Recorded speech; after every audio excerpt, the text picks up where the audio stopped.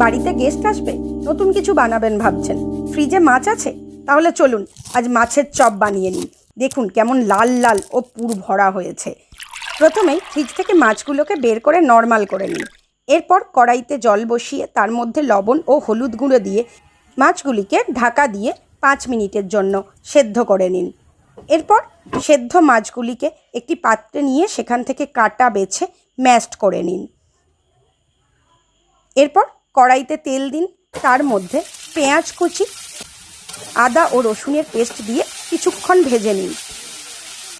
এর মধ্যে হলুদ গুঁড়ো, লঙ্কার গুঁড়ো, জিরে ও ধনের গুঁড়ো এবং হাতে ঘষে ক্র্যাশ করে নেওয়া কিছুটা কসুরি মেথি ও জল দিয়ে মাছের পুরটা দিয়ে ভালো করে ভেজে নেব। তার মধ্যে গরম মশলা, লবণ ও আলু দিয়ে আবার ভালো করে ভেজে নিলেই রেডি হয়ে যাবে আজকের পুর। একটি বাটিতে ডিম ভেঙে লবণ দিয়ে ফেটিয়ে নেব। আজকের টিপস: আমিষভোজীদের প্রোটিনের প্রধান উৎস মাছ।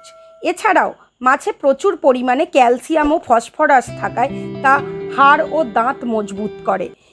এবার ওই পুর থেকে কিছুটা কেটে নিয়ে আপনার পছন্দের শেপ গড়ে ডিমে ডুবিয়ে ব্রেড ক্রাম্বসে ডবল কোট করে গরম তেলে লাল লাল করে ভেজে নিন। অতিথি আপনার গুণগান করতেই থাকবে।